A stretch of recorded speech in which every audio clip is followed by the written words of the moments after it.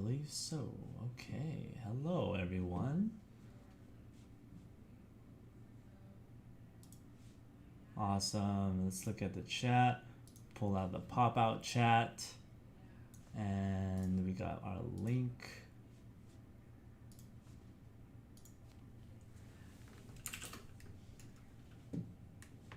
I believe so. Okay. Amazing. What's up, everyone? We are live, and we are just hanging out here as we allow everyone to trickle in. Did you post the link in the Voltaic server? I did, but I will repost again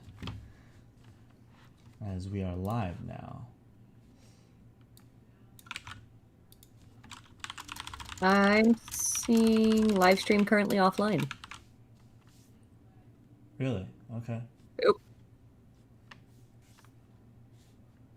I used the right stream key.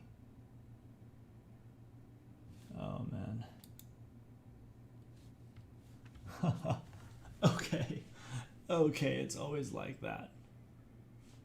Of course it is.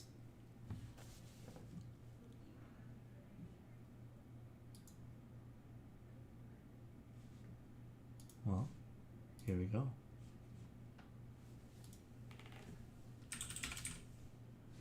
We'll just use a different link. I used the wrong link, I think.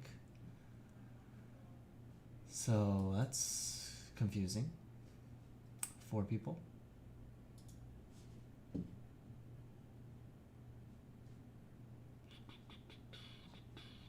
I'm just gonna post it here. There you go.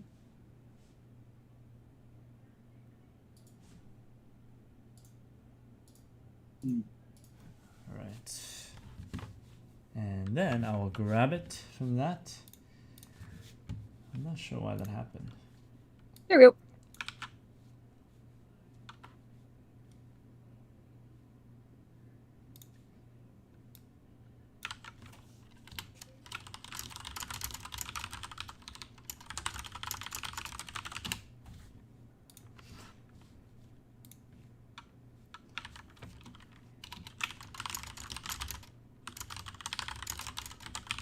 I am technically challenged, but come on in. Get in here, losers. We're going learning.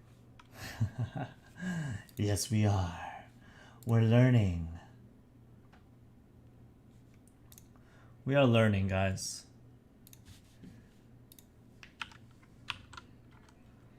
Welcome. I'm learning that my cat thinks that my new duvet is a great thing to, you know, use as a litter box, which is delightful. Thoroughly unrelated to the theme of today's stream. Just things that I learned today. I'm trying to think other interesting things that I learned today. You can, in fact, have, I mean, for a short-term period, up until your liver fails, have a nutritionally complete diet from certain types of beer. Interesting. What There's a kind of dude who ginger beer, did his entire Lent living on beer. But it has to be like a Guinness levels of like stout kind of. Interesting. That'll be good. That's good to know. Good to know. That's not going to be advice that we distribute in this Exactly. particular educational series. Don't live on beer, people. Okay. So how's everyone, guys? What happens if your What wrist happens falls if your off? wrist falls off? If your wrist falls off, it sounds like you could really use a hand.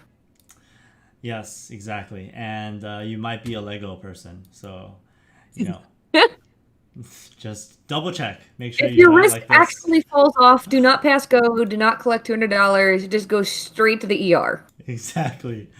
And what happens is a bunch of nice doctors and nurses will immediately rush you back there, figure out if you still have a hand to be reattached, and they'll go from there. Oh man. We will let Fun people fact, trickle if you in. are at an emergency room and they take you back quickly, that's a bad sign. All right, I mean, it's possibly a good sign if there's like nobody there, but if they take you back quickly, it's a bad sign because they think something is really wrong with you. You have to wait for a while. It means you're probably lower on the priority list, which means you're probably going to live for at least the next hour or two. You might not be happy about it, but you're going to be fine. Oh, I should post the Reddit post. Yep.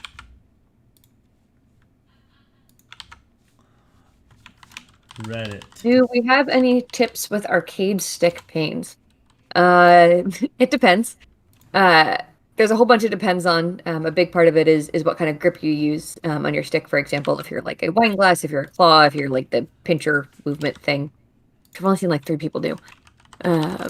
And where your pain is. So yes, we have tips for pain with using your arcade stick, but we can't be more specific than that without knowing what arcade stick you use, how you use it, and what your pain is.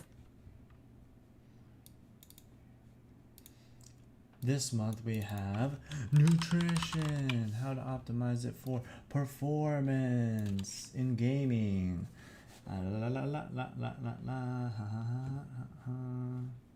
And the post. And the Reddit is posted. Oh, gotta have my flair. Health.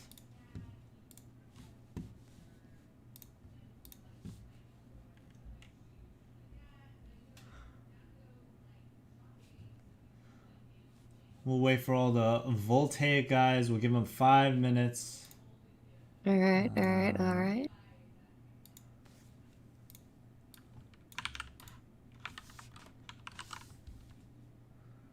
Let me see if the other link, if there's people waiting in there, because I wasn't smart enough to do the right thing. Yeah, I think there might be.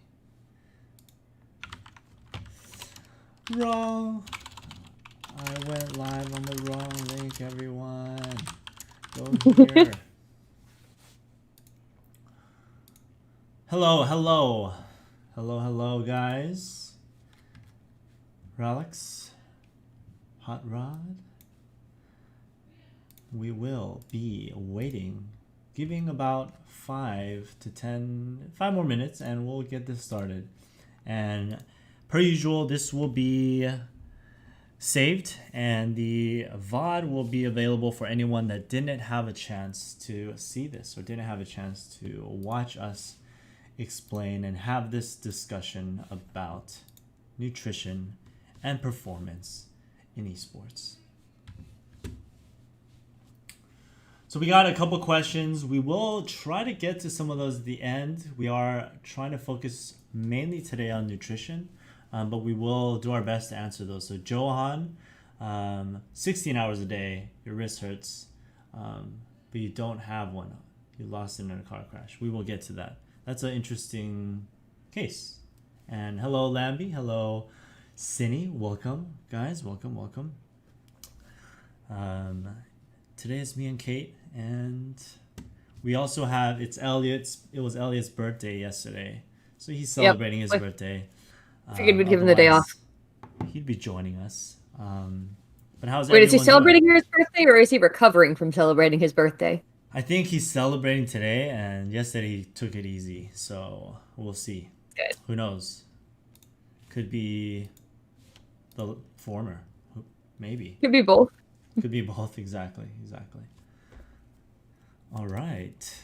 We have 2 more minutes. And, before we start, what are some questions that you guys have had in general, about nutrition and esports performance? And maybe we can get to those at the end, or maybe those will be answered throughout the stream. But if there's something you're particularly interested in learning about, we can make sure to highlight it when we're talking. We're talking about it a little bit afterwards. And as you guys listen, as you guys hear us drone on about the awesome science of nutrition and how it impacts our esports performance, if you guys learn anything, feel free to share it. Feel free to share it on your Twitter. Feel free to share it on your social media, or in Voltaic if you felt like it was helpful for you. But again, we have a few more minutes, and then we're going to just get started. We want this to be more of a discussion, so the more that you guys can work with us, ask some questions, provide some answers to some questions that we asked. I think the more that you guys will get out of this. But in the meantime, what is everyone watching in terms of esports? Because there's a lot right now. There is League of Legends, there's Call of Duty, there's also Fortnite. Anything else that I'm missing? Anyone?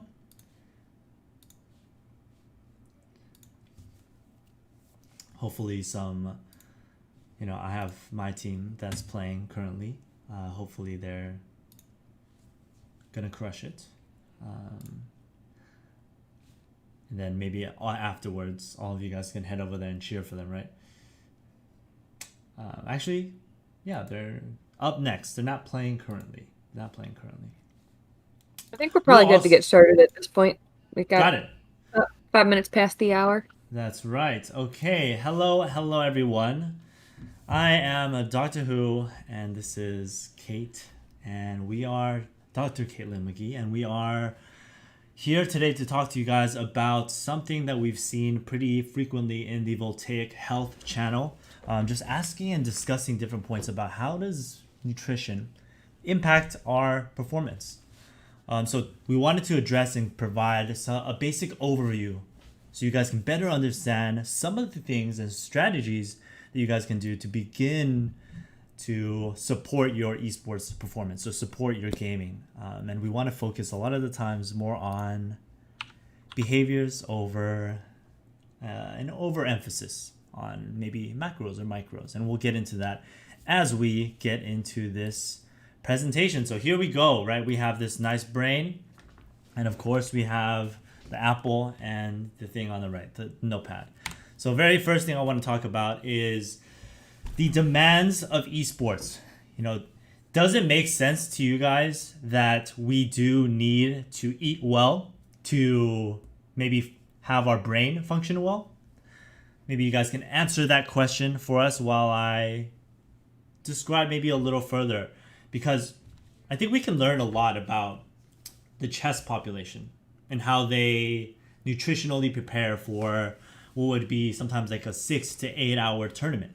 And just like esports, some tournaments can last that long, and it requires a lot of brain activity, right? A lot of brain signaling to maybe assess chess positions, to make these mental calculations of what they might need to do given the opponent's decision making as well. And hopefully that will sound somewhat familiar to you guys given the esport that you guys play, whether it be recognizing various states of the game, recognizing confirmations of the minimap, recognizing within an actual gunfight in whether it be CS, Apex, Fortnite, and what you can do on a mechanical and game sense level to optimize your performance or make a better decision, right? And there's actually been studies that have shown specific to chess that the physiologic response to the high demands of stress when they're in tournament, their heart rate can get to a peak of around 220 beats per minute, which is really consistent with what we see in traditional sports.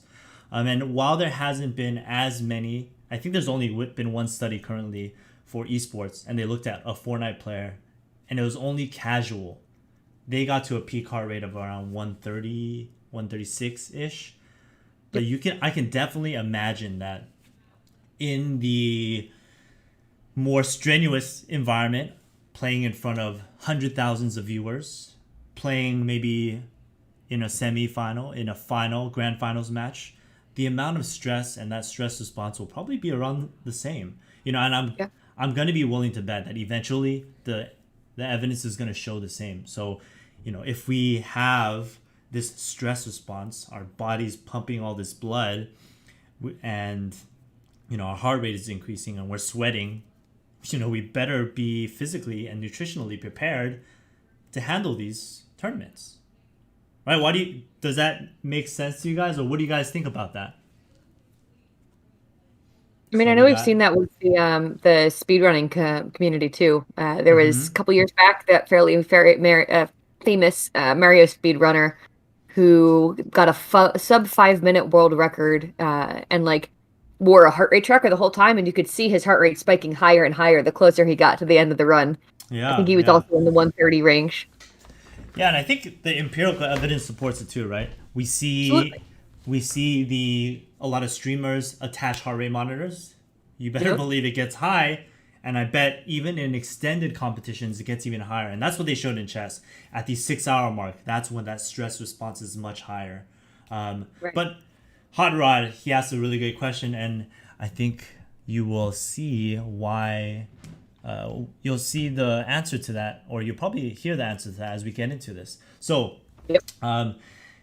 you know, based on what I said, why do you guys think then eating or nutrition is important for us? Why do you guys think? What's your best guess? And then I'll maybe go through it. So we'll give you guys some time. What is the reason we need nutrition, and maybe why does nutrition help us? And we'll have some answers.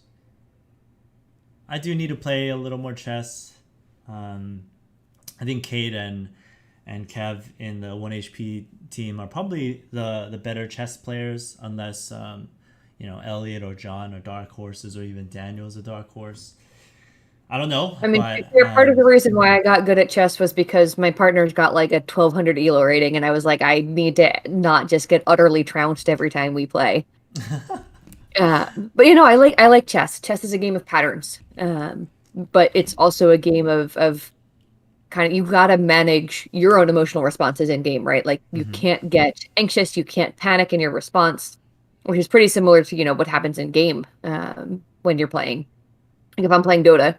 And I'm in a team fight, if you panic, if your heart rate spikes like crazy, blood pressure spikes like crazy, and you don't manage that, then you're going to end up misusing your skills, mistiming your skills, moving a place that you shouldn't have, missing a cue that you shouldn't have missed, which is why, for me, it's really relevant to kind of pay attention to what am I doing to make sure my brain state is as good as my physical state. And honestly, my brain state's probably better than my physical state at Dota. My mechanical skill is terrible. My strategy is great.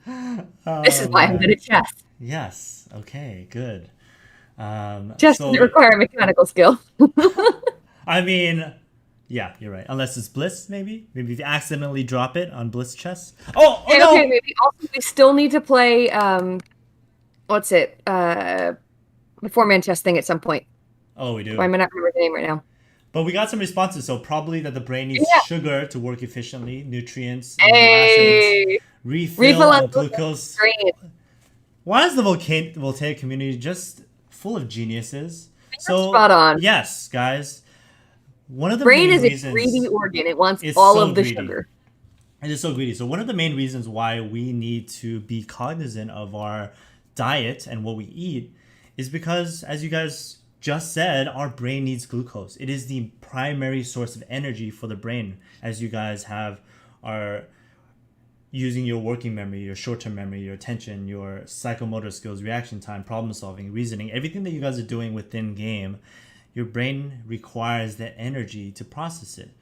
And as we eat the food that we eat, whether it be bread or fruit or nuts, it gets digested, it's broken down into glucose, and then it's absorbed into our bloodstream in the stomach and the small intestine, more so the small intestine, and then some of that travels to the entire body. And they've shown that the brain at rest accounts for about 25% of glucose utilization, right? So 25% of what we're eating is used by the brain at rest. But you better believe that during a more intense esports performance or cognitive effort, you're going to be utilizing a lot more than that. And I think there are studies that show, hey, because there are systems in place that help better regulate glucose levels in the brain, that it's not just this direct, there's increase of glucose utilization, so our brain really needs a lot more. It is just this general idea that, hey, we need the energy resource, and one way to get it is through our diet, right? And the other way is through all these other mechanisms of making sure our body is functioning well, whether it be exercise, sleep, everything that we do and we speak about on a regular basis through 1HP. So what we eat can impact the energy for our brain. It can impact how much blood travels to our brain. That's what we call the cerebral blood flow. And one of my favorite is dark chocolate. That helps a lot with that. And it also supports nerve physiology, right? So the actual physiology of when the signal is sent from one nerve to the other and the little signals travel between that synaptic cleft and attached to the other nerve. So that entire process is impacted by what we eat as well. So that's why we need to be considering our nutrition. And for those that might not be as familiar, we wanted to share sort of a bigger picture, or maybe just a brief overview of nutrition, right? Nutrition 101. What are our macros and what are calories, and how does that maybe impact everything, this discussion on blood glucose? So the technical definition of a calorie it's really a kilocalorie, but what we call calories in food is technically a kilocalorie, 1,000 calories. Don't get too caught up in that. It's really annoying to try and remember the calculations between the two. But a kilocalorie is a measure of the amount of energy it takes to raise 1 gram of water 1 degree centigrade, because scientists are normal people who use the metric system and not the stupid, annoying English system. There's 3 main kind of categories of things that will give you calories, period. Pretty much everything can be broken down into building blocks. Those building blocks are carbohydrates, protein, and fats.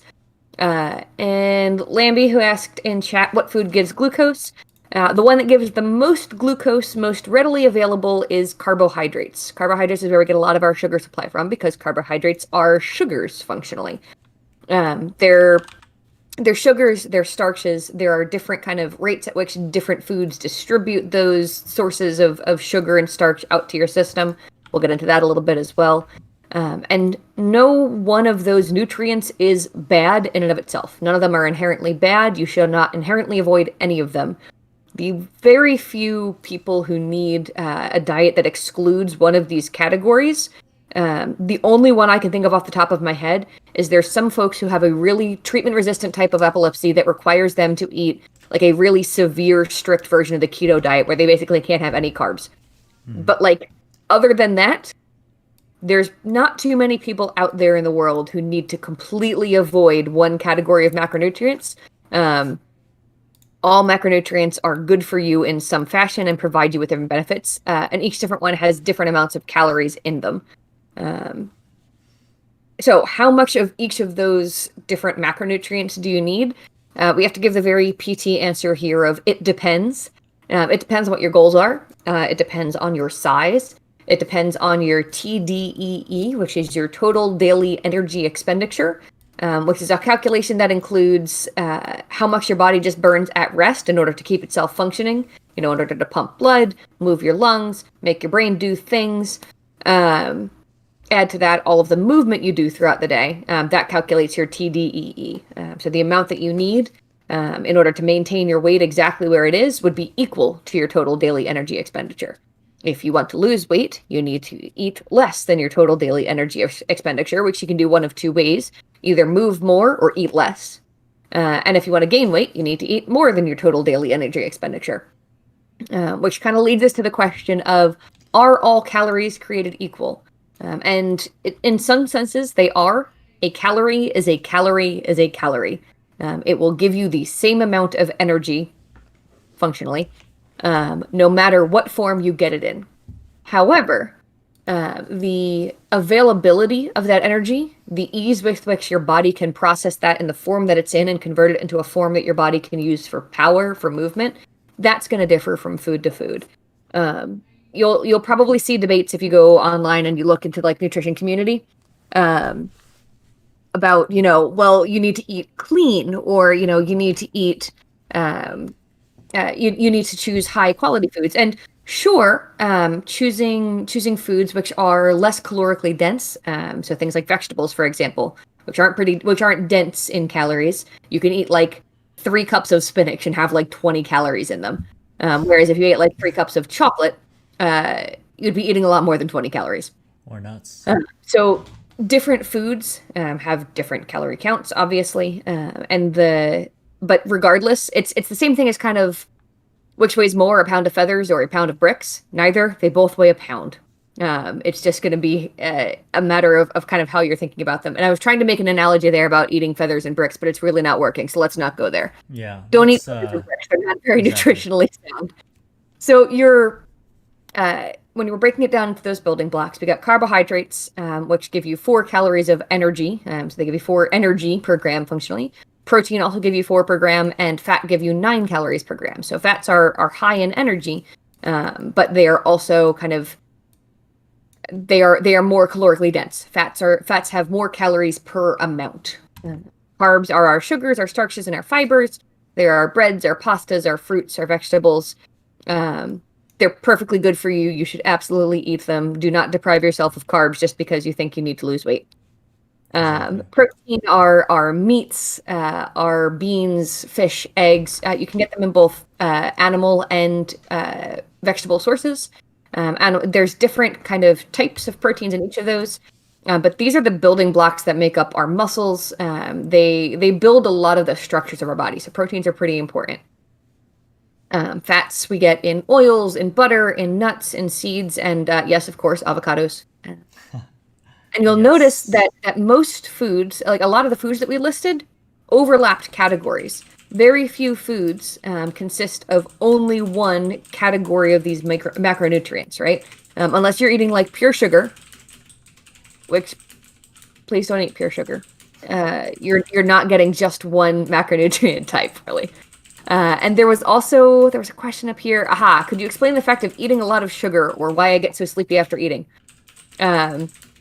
It is a misconception, and a common one, that eating lots of sugar will make you hyper. Generally, if you are feeling sleepier or more tired after eating, it's because your body has 2 modes. Your body has the fight or flight mode, which is your autonomic nervous system, and your body has rest and digest mode, which is if your body is trying to digest and process food, it is redirecting blood flow and resources to your organ area, so your abdomen here. That's a really important point. It's not pumping out energy to your arms and legs to get you running. Exactly. Remember that point. More blood flow to your organs to digest. Okay? We're going to get back to that.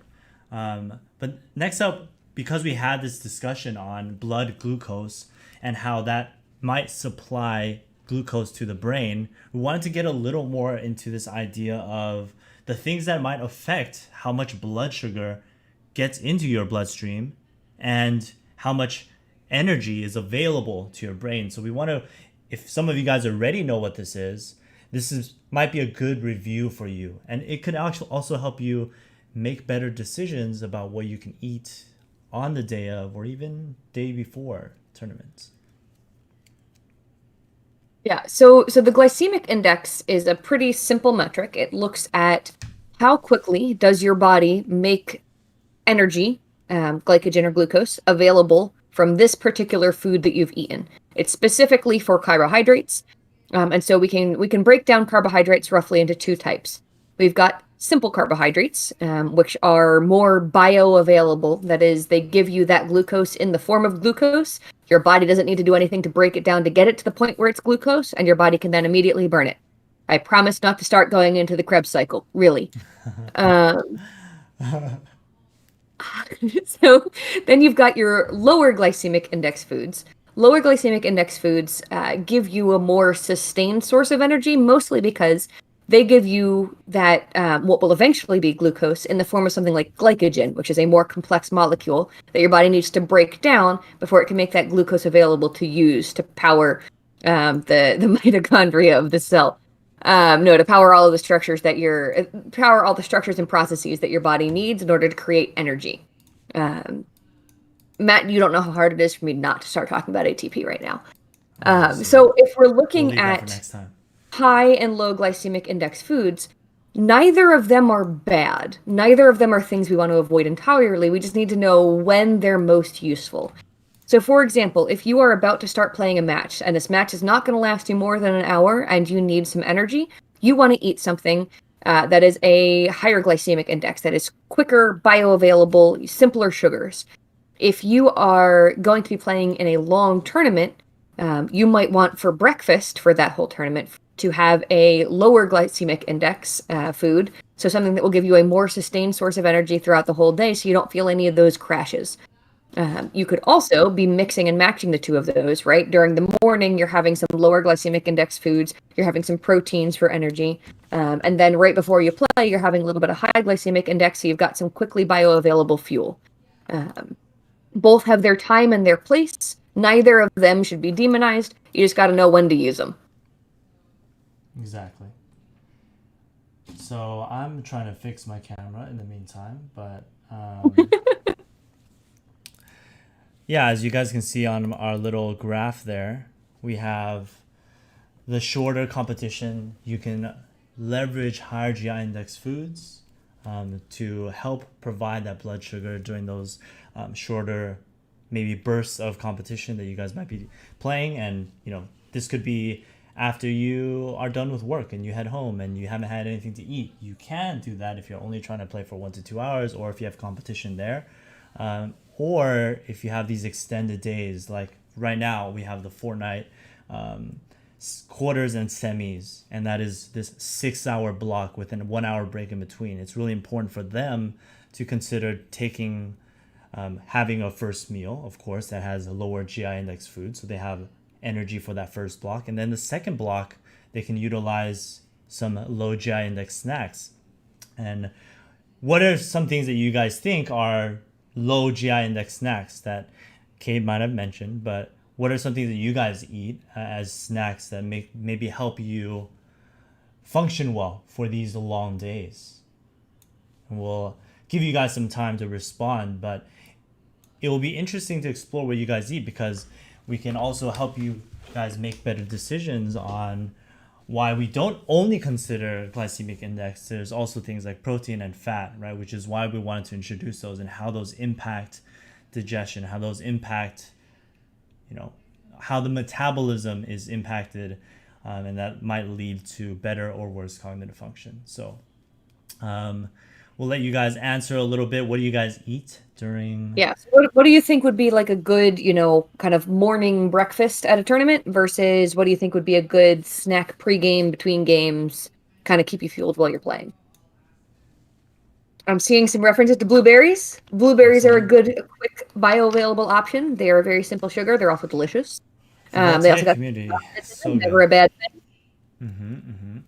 Pasta the night before. So I think the idea of carb loading for cognitive performance is interesting. But you are still fasting over the duration of the night, and your first meal typically impacts the level of glucose availability in your brain for the rest of the day. So there was actually a study done on chess players. Marathon runners, when we talk about carb loading before a marathon, which I can speak to because hi, I'm a marathon runner.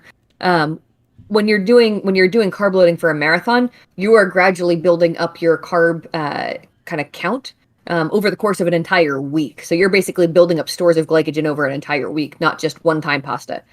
But it is absolutely the best week of the year because you just go crazy on carbs. Theoretically, eat low GI nutrients before a tournament and high GI nutrients during a tournament. Absolutely. You still are going to need some long-term support during a tournament, but say, you've got chunk of games in the morning, chunk of games in the afternoon. You might do low GI for breakfast, high GI snacks during the morning session, low GI during lunch, high GI snacks during evening. Bananas are a great snack. Big fan of yogurt between games.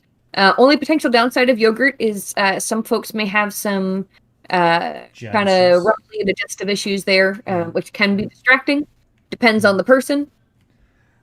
But there are benefits to it because I think it has precursors for tyrosine that allow it to maybe help with like mood and stress regulation. I think the idea of intermittent fasting is a really interesting idea.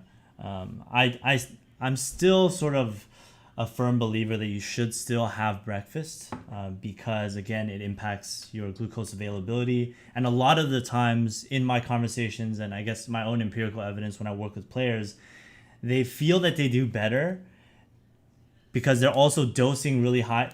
Potentially, they're dosing high with caffeine, and that might have this dopamine response. And it's maybe providing them with the belief, because there's this associated increase of euphoria with the dopamine, that they are and have done better. I think if they had additional glucose, they might have done even better. But I think in general it is an interesting idea and worth exploring further along in the research.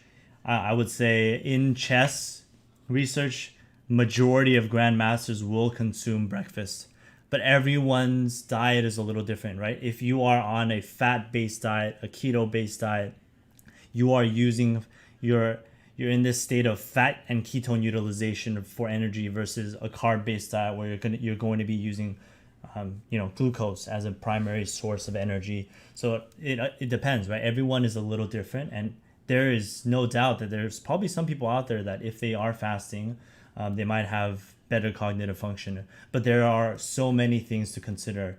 I just think that it is an interesting topic to explore, but I lean always more towards making sure they have something in their system that will allow them to function for the longer days. Right. And you guys have probably heard already, a lot of our answers for this is it depends. But there's definitely some things that we can for sure confidently state are like, you can definitely dismiss this particular thought pattern. So Matt, you want to jump to our myth busting slide? We are here. It's already Sweet. there. All right. So I really want to talk about the keto is the best diet unless you strongly want to speak on that one. All right. So look. Go ahead. Yep. There is nothing wrong with keto as a diet overall. Plenty of people are on it. Plenty of people do just fine with it. Plenty of people eat perfectly healthy with it. That being said, I'm not a fan of the keto cult, which is the folks who think keto is the one true way, and that all other diets are inadequate. Look, keto works great for some people. Keto works not great for some people. You do not need to be on a keto diet to lose weight. There are some really specific instances where a keto diet is absolutely fantastic. One of them being that epilepsy thing I mentioned. Another one being for folks who've got type 2 diabetes or are pre-diabetic, because the keto diet has been shown more so with men than with women to really help with insulin regulation. But you don't need to be on a keto diet in order to be losing weight. And there is no such thing as an objectively best diet, because your best diet is going to depend so very much on what your goals are. Do you want to lose weight? Do you want to gain weight? Do you want to build muscle mass? Do you want to, fuel brain function? Exactly. Depending on what you're eating for will affect what you should be eating and how much of it. So we're just going to absolutely straight up bust the myth that keto is objectively the best diet. It might be the best for some people. It's not the best, period. Yeah, and I think that is a good segue into the discussion of, I need to make drastic changes, because keto can be pretty drastic, right? There's this period of time where you have a lot of brain fog because you're transitioning from a primarily glucose-based energy utilization diet to a ketone-based diet, and you're going to have that brain fog for a couple of weeks, and depending on how you supplement that with maybe exogenous ketones, you're still going to have to deal with that. And in the grand scheme of things, too, when we are looking to make changes in our diet, I think there is this common theme. Who knows? Maybe it's because of the media. Maybe it's because of what we see on Instagram and social media, or even just what we hear through our friends, in that you have to do all these things. You have to count your calories. You have to exercise 5 to 6 times a week. But ultimately, in those posts on social media that you guys see, those are the end result, right? Of long, slow changes in their behavior of what they're deciding to eat. And we never ask anyone to make this top-down complete change in how they behave and how they approach their lifestyle around nutrition, because that's just not sustainable. Right? You're so used to doing things. It's a recipe for failure, right? And that's not to say that there aren't people that are like, oh, well, I just respond really well to that. There are people that think they respond really well to that too, but how do we learn everything, and how do we make consistent and positive changes with everything? Is it fast? Do they say fast cash, fast crash, or do they say fast cash? I don't even know what I'm trying to say, but you're trying. You were trying, and I'm proud of you for trying that. It was fast cash, fast crash, or slow cash, fast. No crash? No crash. Yeah. There we go. That was the clip. Clip that. That was the best phrase of this entire presentation. And I hope that's representative of who I am as a person. But yeah, I'm just trying here to make some analogies for you guys. But the idea is we want to make these beneficial changes that will you guys will be able to maintain in the long term. So don't feel the need It's to make drastic changes. changes that are slower and steadier. And David, I'm really excited to get to your question on the next slide about whether or not you should be taking a multivitamin. We want to hit on one more myth real quick. The last myth being all carbs are created equal. And as we talked about with the glycemic index, all carbs are not created equal. Some of them are more bioavailable than others. So, eating different types of carbs for different situations is going to result in different outcomes. That doesn't mean they're bad. It doesn't mean we should demonize them. It's just we got to know the when and the where. Boom, boom, boom, boom, boom, boom. X, X, And I guess X. we can technically we'll do a myth-busting segue here. The myth being you have to take a multivitamin to be healthy. Now, I will note, I have a multivitamin sitting right here. The reason I have a multivitamin sitting right here is because I have a vitamin D deficiency, and it was cheaper to get a multivitamin than it was to get a vitamin D supplement specifically. Do you need a multivitamin? For most people, no. It's going to create really expensive pee. For the most part, if you are eating a decently balanced diet, or if you're eating even any of the kind of fortified foods that most of us have available to us nowadays, it is pretty easy to get most of what you need in a well-rounded diet. Now, does that mean you're going to have to pay attention to make sure you're getting vegetables in your system? Yes. If you are living on a diet of like TV dinners, and are TV dinners even a thing anymore? I guess frozen meals and Twitch dinners is what they call it now, I think. Twitch dinners. If you're living on a diet of like Red Bull and, frozen meals, then yeah, maybe you're not getting all of the nutrients you need available. But there's two things to consider here. And one is, for most of us, you are going to be able to get a nutritionally complete diet from what's available to you in food. And two, you're not going to get an increased benefit by taking in more of those nutrients beyond what you're getting at the baseline, right? So that's actually one of the things that I really want Matt to get into on our micronutrient slide, which is talking about when and why you might take a supplement. And for the person who asked, in this specific one, there are 25 micrograms, which is 1,000 international units, which is a bit more than what you need in a day for vitamin D. Because I'm deficient, I need to take slightly more than what you actually need in a day. The rest of it, though, probably don't need it. Probably just peeing it out. Exactly. So I wanted to just give you guys a brief overview, and this is our approach typically with when we work with athletes or esports players, in that we want to focus on dietary patterns because we are trying to create long positive change. And while there is no doubt, right, we need a certain amount of micronutrients and macronutrients, but in this case specifically, we're talking about the vitamins and minerals that allow us, our bodies, the various systems of our bodies to function. There's always this big emphasis of, hey, I need to maybe reduce my inflammation. So what should I take? I should take curcumin, or I want to improve my energy, so I'm just going to take a bunch of vitamin B. And while there are studies out there that look into specifically that, hey, if you take a certain dose of curcumin, or if you take a certain dose of B vitamins and flavonols, or if you take a certain dose of omega-3 acids, it will impact your memory, your energy, your inflammation in a certain way.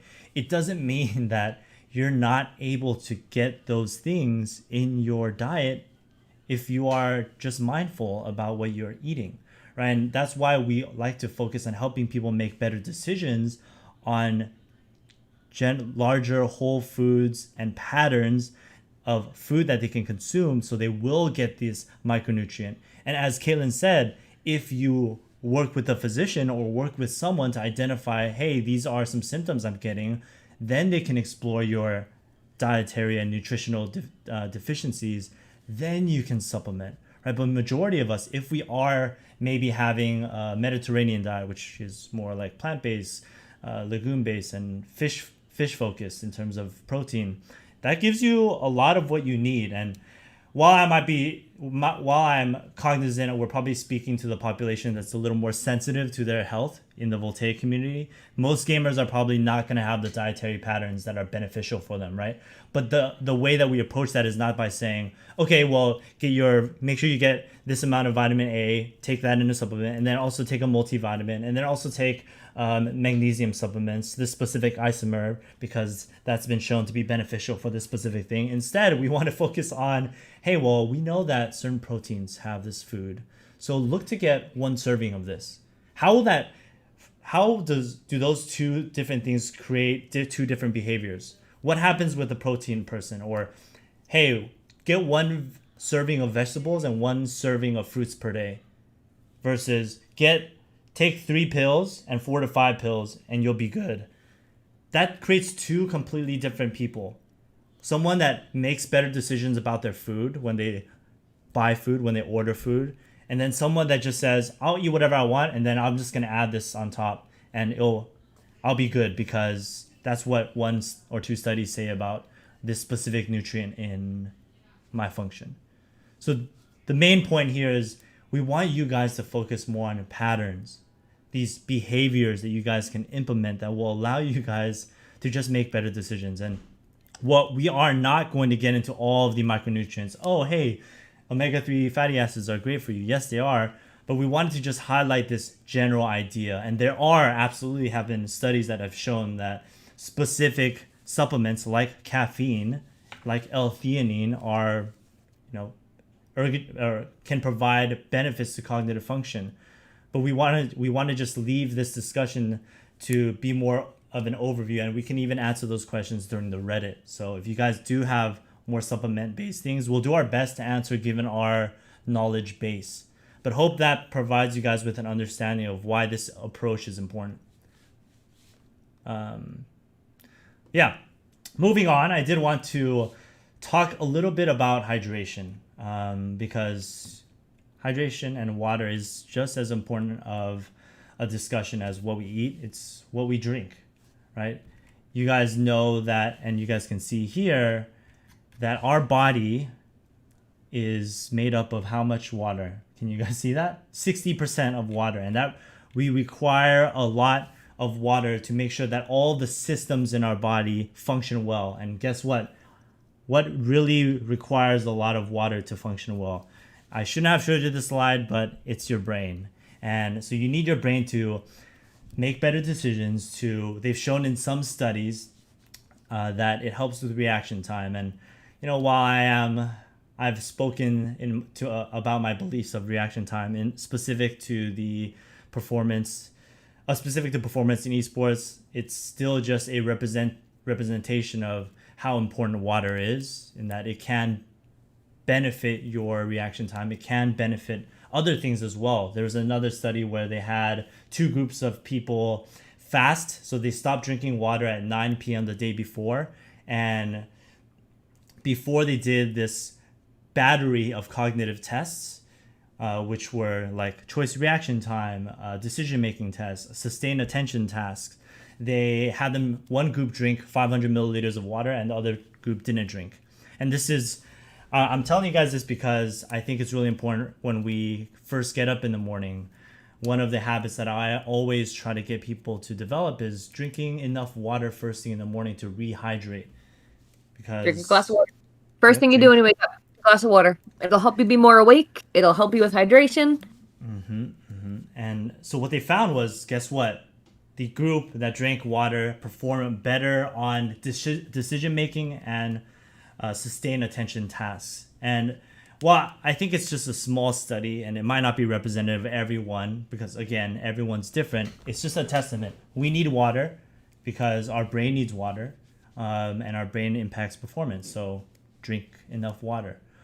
We also created this article, or Elliot designed this great hydration tier list. And you guys might have some maybe thoughts about some of this that's on here. And we actually get into the depth of why we choose this. Before we go into the tier list, which is, all right, look, I know I promised I wasn't going to talk about the Krebs cycle and the ATP cycle, but the your body does need water in order to create those kind of molecules that it uses to produce energy. So for you to use any of the fuel that you've eaten, you need an adequate supply of water in your system. Relics, you are a terrifying human being if you like drinking orange juice after you brush your teeth.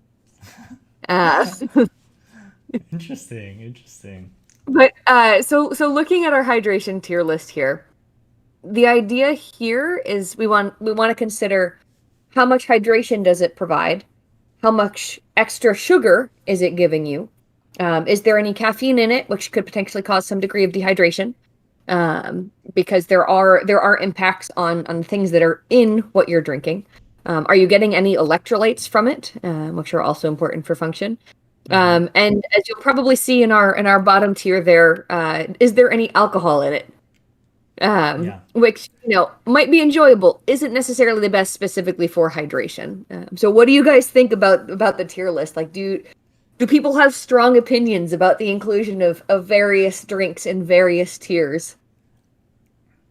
So this is specific in the context of esports performance, but hey, if we did hydration, this isn't about what's going to boost performance the most, because we would talk a little bit more about green tea and caffeine and L-theanine if we were talking about that. Specifically about what's going to hydrate you the best. Exactly. There is actually some newer research as well that suggests that when you're in a dehydrated state, a beverage containing all three macronutrients, so carbohydrates, proteins, and fats, as well as liquid, is actually more efficient than just water at rehydrating you.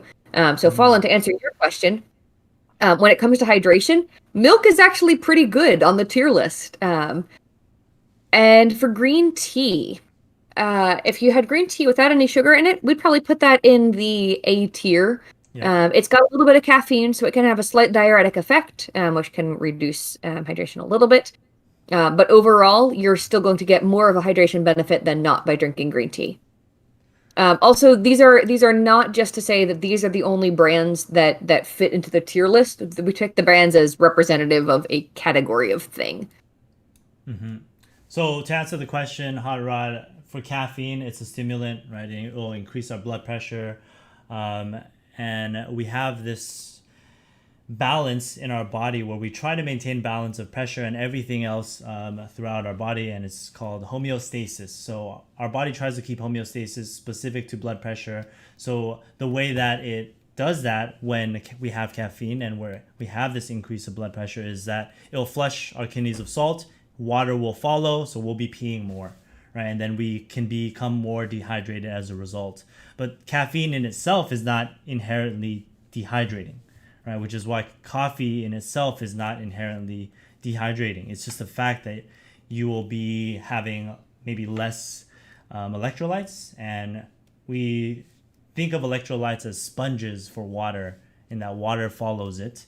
So you'll go to pee more, and caffeine is sort of a slight irritant for your bladder. So you'll be going to the bathroom a lot more when you have caffeine. So that's why it's important to drink water, right? And that leads us to pretty much our last slide, which is our recommendations. And we want to give you guys some general rules and thoughts that you guys can follow.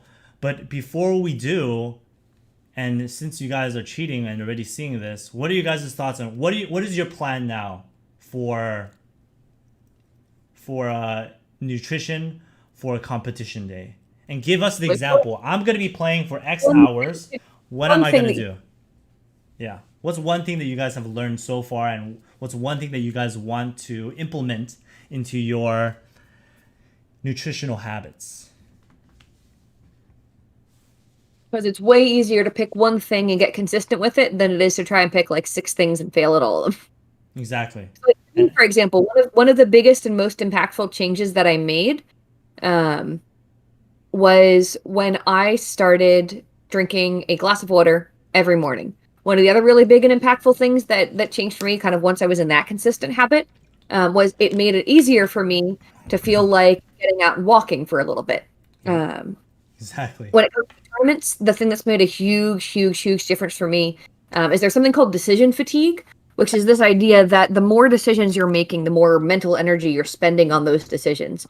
So when it comes to a tournament, you want to spend all of your decision-making energy, so to speak, on your game, on your competition, right? On the actual tournament itself, as opposed to on where am I going to eat? What am I going to eat? Is this okay for me to eat? Well, what am I going to drink now? What am I going to snack on in between games? Pack stuff. Plan it out ahead of time. Figure out where you're going to go eat lunch, with your team ahead of time. If you've got those things planned out, that plan makes it so much easier. This is why we speak so much about preparation when it comes to performance, and why we focus on preparation when it comes to planning for tournaments. We don't want you to, on the day of, in between your two maps, oh, I'm thirsty right now, I guess I should drink. No. If you already do that, it's already too late. The goal is to eventually develop the habit where you are drinking water, eating the right GI index level of snack, or the right snack that will be optimal for you, and planning ahead so that all right, well, I have in my pantry, I'm ready to eat this. I'm ready to eat this at this time. So again, you minimize decision fatigue. You can focus your effort on changes that you might need to make, maybe from map 1 to map 2, map 2 to map 3, or block 1 to block 2. So again, let's see what everyone has said. We got people grabbing water. Perfect. Stop eating I'm McDonald's. really proud of all of you who have gone to grab water during this. Very proud. Eat muesli, yogurt in the Follow. morning. I love that idea. Give yourself something that you're going to like in the morning. Make it something consistent. Muesli with yogurt's great choice. Having bananas. Bananas are really great to pack because they're a bit less puncturable. And they bruise a little bit less easily. Just make sure that you're packing them carefully. Anything that is dried as well is also a good option to pack as a fruit snack. I really like dried apricots. Dried mango is also great. They're bioavailable, high in sugar, which is what you want during a tournament. But they pack really easily. They travel everywhere. Yep. Other things, nuts, yogurt, as you guys mentioned, like small sandwiches. I mean, I think fruits are probably the best. My favorite in general. I also love dark chocolate, so I always have that on hand. Granola bar cereals, actually pretty solid as well. But remember, right? We use the GI index to help us make some decisions on the day, right? So for a shorter competition day, you can consider something maybe like moderate to high on the GI index, something that will spike your sugar so that, for the 2 to 3 hours, you're good to go. For a longer competition day, you have to plan ahead of time. When are you going to implement that yogurt? When are you going to implement that banana, those nuts, maybe even turkey, like deli meat, dark chocolate, blueberries, eggs? When are you going to eat that to make sure that you have that gradual amount of blood glucose throughout that tournament? And then I say here, breakfast is king, and we get back to that discussion of intermittent fasting. But again, we take our lessons from chess.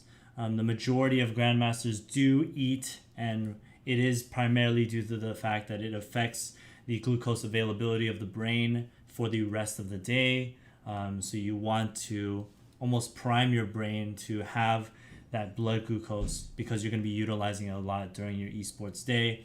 I say here, avoiding heavy meals and things difficult to digest. And what's your guys' guess as to why? Like, why do we avoid heavy foods? What's the reason?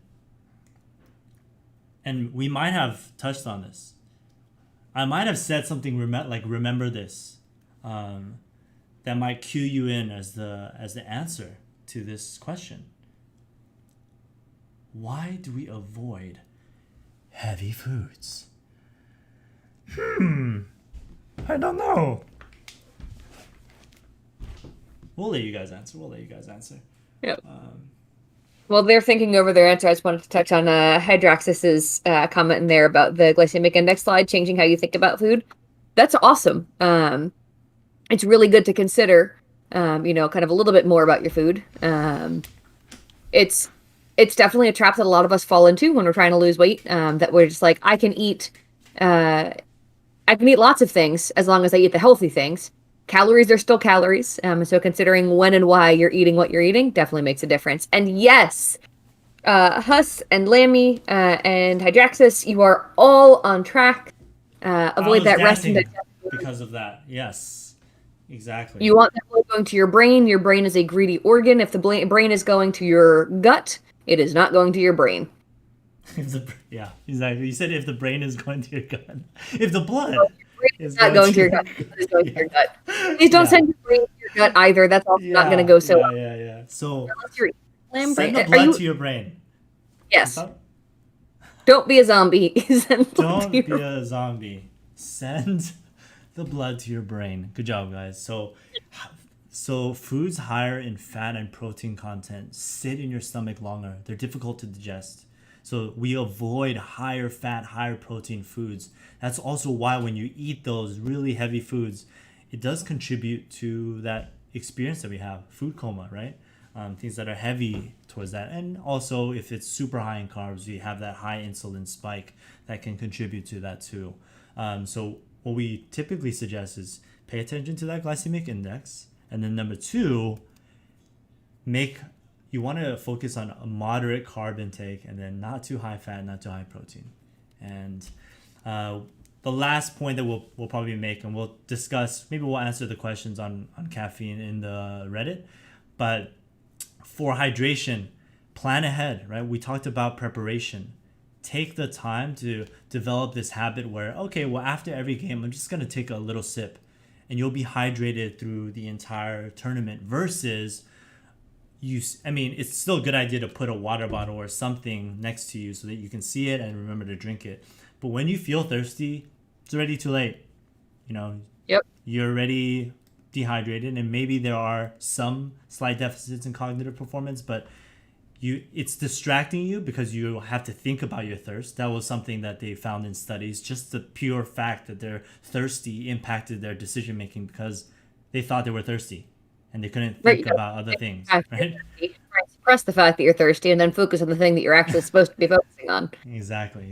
And as I go black again here, that pretty much ends our discussion. I want to leave this last slide open for some questions that maybe we'll look to answer in the Reddit, or we'll answer like 1 to 2. But yeah, do you guys have any final thoughts, final questions about anything? And then maybe while you guys are here, what would you guys like for us to talk about in the next month? Because we want to specific topics of interest, because we're more than happy to make sure that next month's is one y'all are interested in.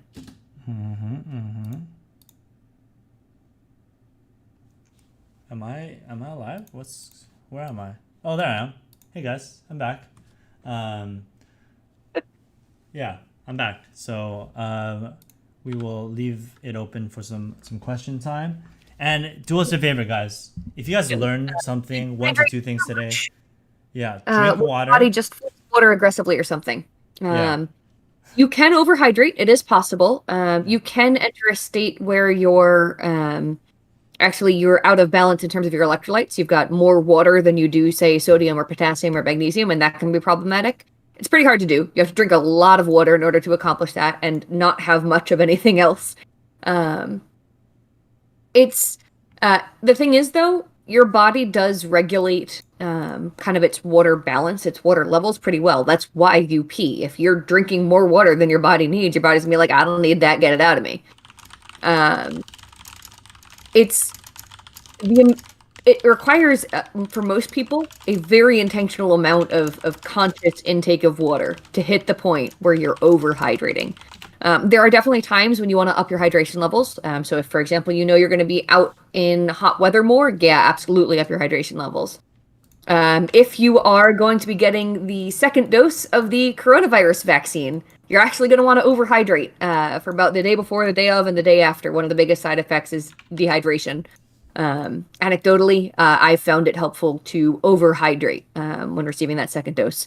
But on a regular basis, it is pretty unlikely that you're going to overhydrate. And in fact, the amount you are peeing just drinking a regular amount of water is probably the amount you should be peeing in a day. The other thing too is if you've been existing in a relatively dehydrated state, so not getting as much water as you need, then you're going to go through a period where your body is like, wait, I'm not used to this much water. I'm out of balance, until it gets adjusted to kind of your new normal as you're drinking in as much as you need. We have some really great questions. I think CBD is a really interesting So I'm liking the supplement. idea of the how does exercise affect performance for our next monthly one. So I Yeah, would love for BDNF we and can some of the cool definitely do stuff. that. We can definitely do that. And there are studies, recently published in the last year about exercise and cognition in esports. So, we can touch a little bit about that. I think CBD, I mean, I'm not too up to date about the research at the moment, but in general, it is something that is a relaxant.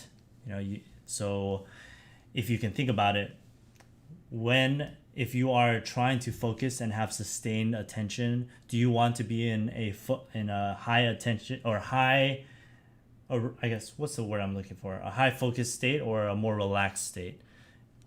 More often than not, we want to be in this state where we have higher energy or higher focus. But that's not to say that maybe we are on the higher end of maybe tunnel visioning and we are too tunnel vision or too high energy, and that it can help create some sort of balance that will allow you to hit that optimal level of performance. And we always use that inverted U as a way to help gamers that we work with understand, where are you right now in terms of your arousal or attention level, and what can you do to help change that. And CBD is something that we can take exogenously to maybe potentially allow us to relax a little more so you could maybe perform better. But I would say majority of cases, it might slow reaction time, it might slow your response and performance, but it's definitely situational.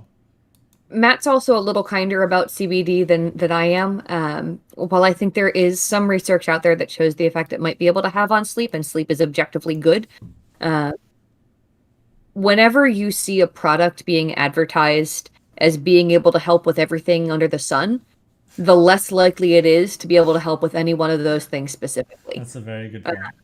CBD has been promoted as something that will help with inflammation, relaxation, focus, attention. It can make your diabetes better. It can make your hair grow better. There Ooh, is literally no substance on earth which can do all of those things. Um, I I would be less skeptical of kind of some of what's coming out about CBD oil um, if there were more specific claims and less general claims about it. yeah. That being said, some of the research does suggest that it can help with better sleep. There's definitely some research that suggests it can help with relaxation, and through that relaxation can actually help with pain perception. So I'm not against it. I just think that we should be taking it with a grain of salt at present. Exactly. And guys, we are going to be wrapping it up. We want to thank everyone for attending today. Please thank, Dr. Mcgee for taking the time out of her very busy weeks to do this. And if you guys learned something, please take the time to maybe post it on Twitter, share it with someone, grab a clip from this lecture that you felt like was helpful and might help the community or any of the communities you guys belong to, so that they might be able to better understand, or so that they can maybe find us and we can help them, because ultimately our goal is to help all gaming communities be better. And if you guys can help us with promoting and signal boosting us, we'd appreciate that. So thank you guys again. Hope you guys have a great rest of your Saturday, and we'll be on Reddit to answer some questions that we've already seen pop up. So thank you guys again, and we will